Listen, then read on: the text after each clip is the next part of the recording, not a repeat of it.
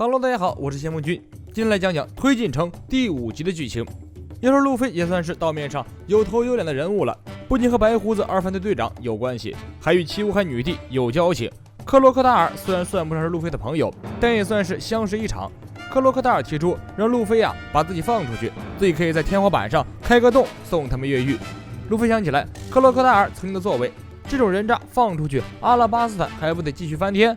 克洛克达尔表示自己对那个国家已经没兴趣了，现在最大的兴趣就是干掉白胡子。老江湖伊万科夫没那些爱恨情仇，如果自己这个越狱队伍有了克洛克达尔的加入，那将会是一个极大的战斗力，对越狱有很大的帮助。他提出释放克洛克达尔。克洛克达尔看到伊万科夫后脸色大变，伊万科夫十分得意，就算克洛克达尔背叛了他们也不用怕，自己手里可掌握着克洛克达尔的一个把柄呢。克洛克达尔有点窝火，但是也不敢说什么。这时候另一个牢房的慎平也说话了，他也希望能够加入到营救艾斯的队伍之中。路飞对慎平的印象不错，二话不说同意了慎平的加入。闪电用剪刀手撬开牢房门，又剪断了慎平的锁链，将他放了出来。路飞的越狱三人组有了慎平和老沙的加入，瞬间实力大增。这个5人组合应该算是推进城史上最强的越狱组合了。估计只要不遇上麦哲伦，就是所向披靡的存在。狱警通过银河电话筒知晓了情况后，立刻拉响全狱警报。出现大批狱警赶到 Level 6， 狱警们赶到 Level 6， 发现越狱5人组早已就不见了，天花板被人开了个大洞，一个旋转楼梯直通上层。希罗尔狱警转告麦哲伦，自己可以助他一臂之力，要立刻释放自己。汉尼拔通过监控录像看到慎平和克洛克达尔居然都跑了，他立刻让手下询问自己是否有责任。手下告诉汉尼拔，他这次是全责。汉尼拔一下子跳起来，赶紧调动狱组长萨罗和小大帝赶往雷欧放，围堵路飞5人组，自己也操起武器向雷欧放赶去。路飞5人组回到 Level 5.5， 带上了小冯和其他人妖。伊万科夫和大家布置了战术，因为推进城外就是无风带，所以越狱的第一件事情就是抢夺一艘军舰。但是监狱方面一定会全力对抗他们，为了增加越狱的成功性，必须要扩大越狱队伍，制造更大的混乱。越狱的人数越多，越能削弱狱警的战斗力。路飞和慎平、老沙已经率先来到了Level 4，老沙一招风化，将通往Level 4的大门变成了沙子。狱卒们在外面早已戒备，见到老沙等人就开始射击，子弹穿过老沙的身体，老沙微微一笑，冲上前一招月牙形沙丘，被击中的狱卒瞬间被榨干了水分，变成一具干尸。路飞和慎平也纷纷出招回应狱卒。慎平第一次展露实力，隔空打出愚人空手道，短暂的延时之后，狱卒们发现身体正在无法控制的向后退去，一阵震荡波一样的攻击，众人纷纷倒地。3人干掉了狱卒们后，进入Level 4。老沙第一件事就是找到了自己之前的得力干将Mr. One 的牢房，将钥匙丢了进去。Mr. One 对老沙还是有几分尊敬崇拜的，只要老沙开口，他一定会亲力亲为。路飞的越狱小组实力又得到了增强，巴基和Mr. 3组成的2人越狱小组来到了Level 2，躲在蜡烛的小房子里面躲避这一层的魔兽。本来依靠2人的实力想从这些魔兽的手中逃出也是很艰难的，但是Level 4发生了大骚乱，监狱将所有的战斗力量全部派往了Level 4。巴基和Mr. 3趁机在Level 2大闹一番，将所有的囚犯全部放出了监狱。巴基的想法是拿这些囚徒当挡箭牌，自己趁机溜走，逃上军舰。囚徒们却对巴基的营救之恩十分感动，对他唯命是从。巴基就这样带领众人在Level 2开始了暴动。汉尼拔这边已经顾及不暇，Level 2和Level 4同时发生了大规模暴动，实在是愁坏了这个一心想升官发财的副狱长。此时汉尼拔听手下报告说，Level 4越狱的犯人队伍中有一大部分人是因为过去的鬼扯秀事件而神秘消失的那些犯人。汉尼拔都懵了，不知道该支援哪边更好的。最主要的是，现在这种糟糕情况，自己还能不能当上狱长啊？伊万科夫率领的人妖队很快就追上了路飞，老沙和Mr. One越过人群，杀入狱卒之中。伊万科夫紧随其后，一招颜面成长荷尔蒙刺进自己的脸部，脑袋瞬间变大了好几倍，地狱媚眼的威力也增加了几番，一招就将吊桥上的狱卒清理干净。整个越狱队伍果然势不可挡，狱卒们根本毫无办法。海军方面，以本部中将黑蜘蛛为首的海军舰队已经押送艾斯来到了正义之门前。大门打开，另一边就是海军本部马林凡多。而此时马林凡多发生了另一起大事，大战在即，王下七武海黑胡子却离奇失踪，找遍马林凡多各个角落都找不到这个人。与此同时，一艘没有许可的军舰已经到达了推进城。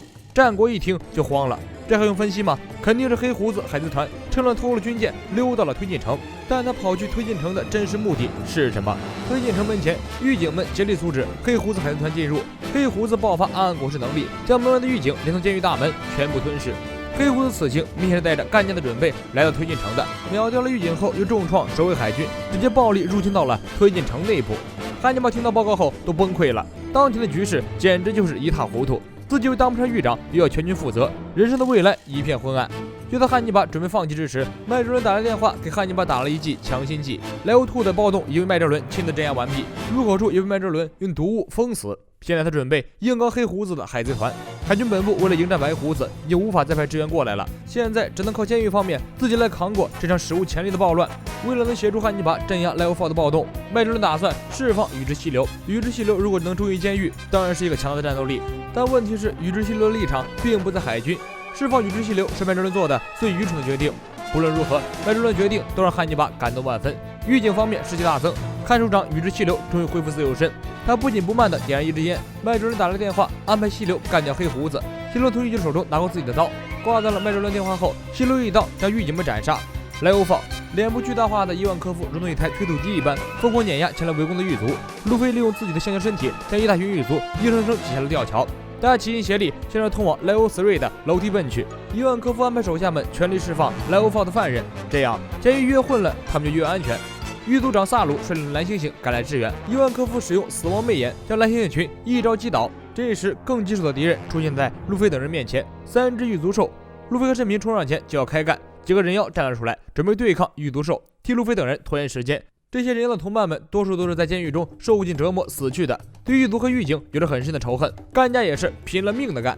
3只狱卒兽冲向人群，一个人妖抬起火箭炮打过去，直接打中了狱卒兽的眼睛，剥夺狱卒兽视野。其他人妖伺机偷袭，但是他们太小看狱卒兽这种怪物了，即便他们的眼睛看不见了，依然能够根据气味感知敌人的攻击，将跑过去攻击的人妖全部锤翻。人妖们发射铁链将3头狱卒兽困住，结果铁链被狱卒兽轻松挣脱。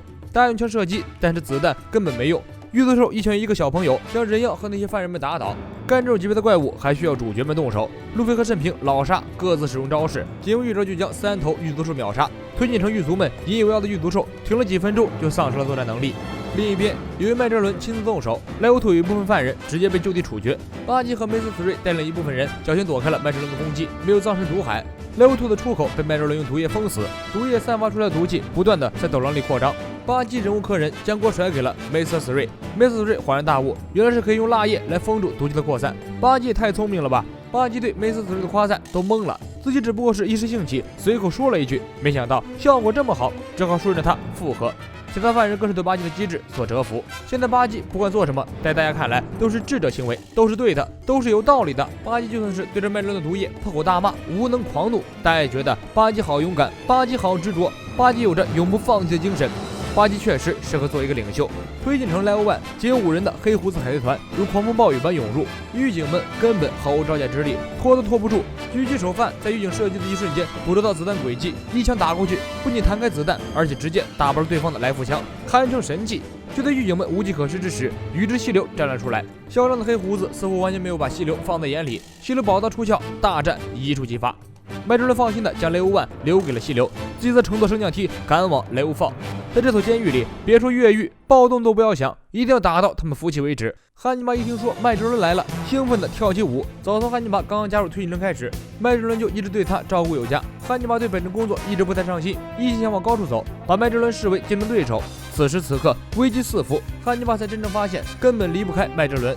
莱欧放暴动的囚犯们疯狂冲击狱警的防护网，梅瑟尔万、小冯、闪电都是异常凶猛的角色。小萨蒂眼看着自己的爱宠狱卒兽都被干掉了，忍无可忍的挥动鞭子亲自动手。犯人们的惨叫是小萨蒂最享受的声音，几鞭子就将那些越狱犯人打翻。路飞冲上去就想干架，被伊万科夫一把揪过来丢了出去，自己的站出来挡在小萨蒂面前，给路飞争取时间。伊万科夫给自己来了针女性荷尔蒙，瞬间变成了一个高挑性感的女人。伊万科夫冲上前率先攻击，将小萨蒂踢倒。小萨蒂起身反手用魔鞭将伊万科夫缠住，将他重重摔在地上。但这种攻击对注射了女性荷尔蒙的伊万科夫来说根本没有任何作用。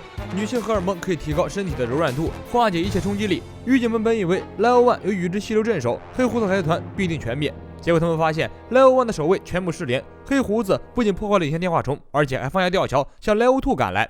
难道细流看守长被打败了？另一边，闪电已经带领其他人率先向莱欧死瑞进攻。众人来到门前，门突然自动打开，汉尼拔挥舞着双刃宝刀血息挡在门前。平时嬉皮笑脸的汉尼拔难得认真起来。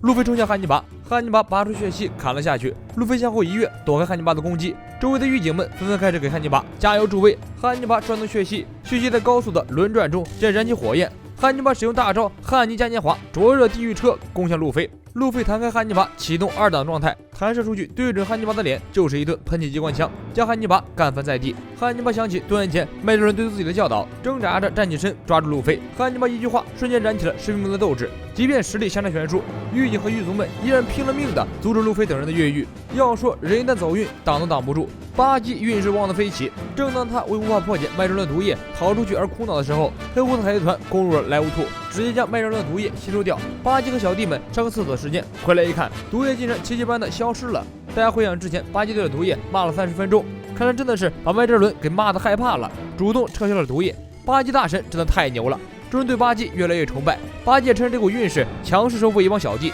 另一边，麦哲伦已经通过升降梯到达莱芜坊，正率领狱警向这边赶来。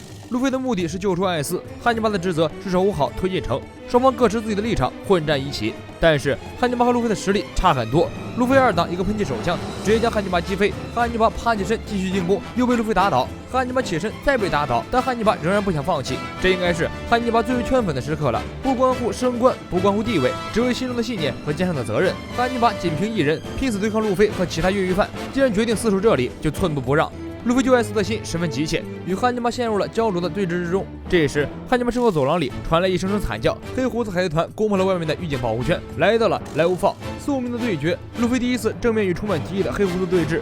眼前这个家伙可是亲手把自己的哥哥送进推进城的罪魁祸首，路飞拳头死死握紧，黑胡子毫不掩饰自己的野心和满满的杀意。他告诉路飞，在阿拉巴斯坦之后，路飞干掉了原七武海克洛克达尔，就已经名声大噪。黑胡子本来的目标就是把路飞的脑袋献给世界政府，以此来换取自己七武海的地位。没想到艾斯在追杀黑胡子的过程中，得知此事后勃然大怒，拼死抹杀黑胡子，想保全路飞。结果中了黑胡子的招式，被黑胡子抓住，代替路飞成为黑胡子上为七武海的投名状。当时的艾斯已经没有退路，即便他有机会逃走，但是如果他逃走离开，不仅白胡子的名声会受到玷污，路飞的性命也不保。所以认真说起来，命运在不知不觉间偏向了路飞一边。路飞不仅从黑胡子手中全身而退，而且在危机四伏的推进城，居然还能保全性命，并召集一群高手帮助他越狱。有时候主角光环的力量不服不行。路飞越听越怒，直接开启2档，冲到黑胡子面前就是一招喷气手枪，将圆滚滚的黑胡子击飞。那么后续会如何发展呢？我是千夫君，咱们下期见。